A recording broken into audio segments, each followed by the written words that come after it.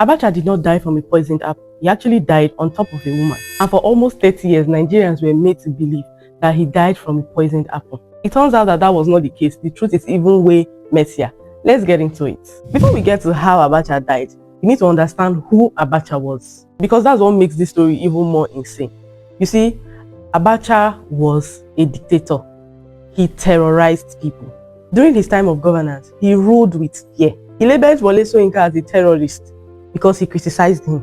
He imprisoned Moshood Abiola, the man who won the 1993 elections. And there was the death of Abiola's wife, with claims that her death was directly linked to Sani Abacha. Who were you to speak during the time of Abacha? Newspapers, journalists, all shut down. Too many things went wrong during Abacha's time, and the Nigerian people lived in fear. Because of the way he ruled the country, he gathered a lot of enemies, both within Nigeria and outside Nigeria. Nigeria was always collecting sanctions from international bodies because of Sani Abacha. But he didn't care. He executed everything he wanted to do effortlessly, without any fear of favor. Abacha raised a 3,000-man army, a private army. People hardly saw him during the day. He worked at night. That was how mysterious this man was. And yet, he didn't trust anybody. He was always paranoid. Of course, he knew he had a lot of enemies, so he dared not trust anyone. On the 8th of June 1998, no coup, no bullets, no bomb, Abacha just died. Just like that. Because of how Abacha died, so many conspiracy theories came out.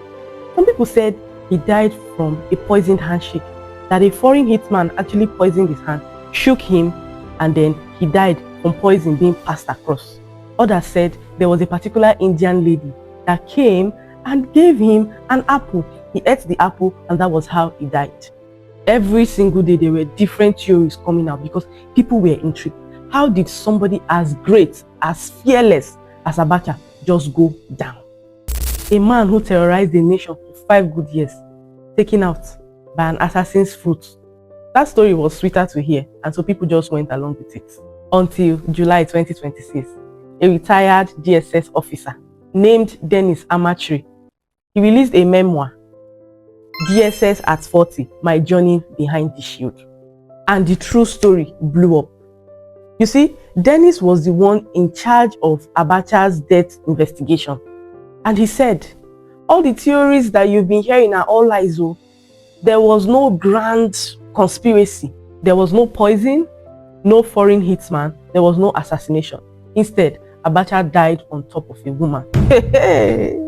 According to Amachree, he said that even though Abacha did not trust anybody while he was alive, there was somebody he trusted. And it was his Igbo girlfriend. We do not know her name, or we do not have any information about her. But let's call her Otamiri. So Abacha liked, or maybe even loved Otamiri so much that he spoiled her endlessly. At that time, he bought her an SUV, which was such a big deal. Otamiri was so excited. She came into Abuja and went straight using her SUV. She drove down to Aso Rock. She wanted to go and meet her boyfriend, who was then the ruler of the entire Nigeria, Sani Abacha.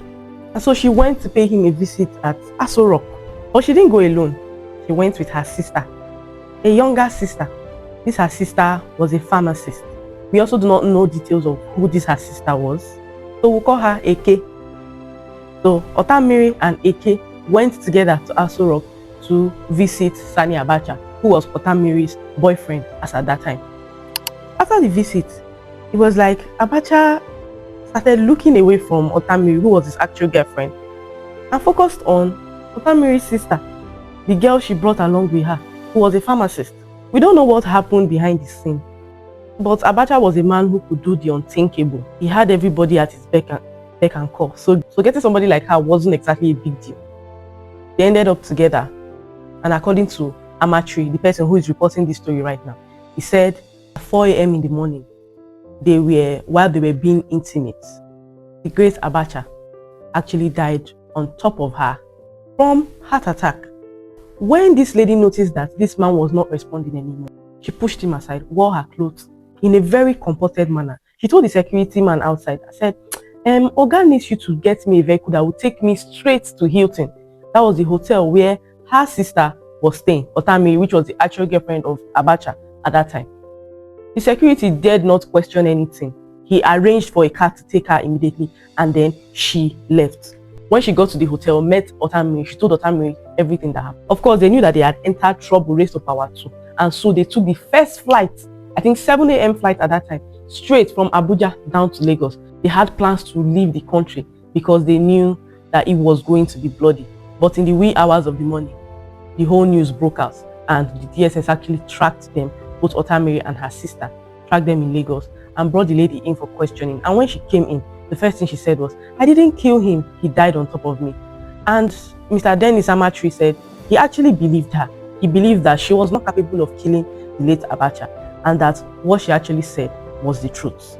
Because everything he gathered from the investigation shows that Abacha actually died from heart attack, triggered during sex, not poison, not any assassin's fruit or any foreign conspiracy.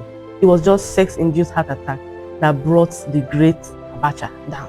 Now think about that for a second. A man who ruled for years, terrorized an entire nation, whom every single person feared, both internationally and within Nigeria, who guarded himself greatly, built a 3,000 private man army. But none of that could protect him from the one thing that even a dictator cannot control, his own body. And for almost 30 years, we believed all the spicy versions of how Abacha died. Reading this memoir from Dennis Amachree, I think this is even the most humane thing I've heard about Abacha, that he just died from a heart attack, and not from any dramatic or cinematic cause that we would have loved to believe. So do you believe Amachree's version, or do you think that there's actually more to this story than meets the eye? Drop your thoughts in the comment section and let's argue about it. Ngwanu, bye.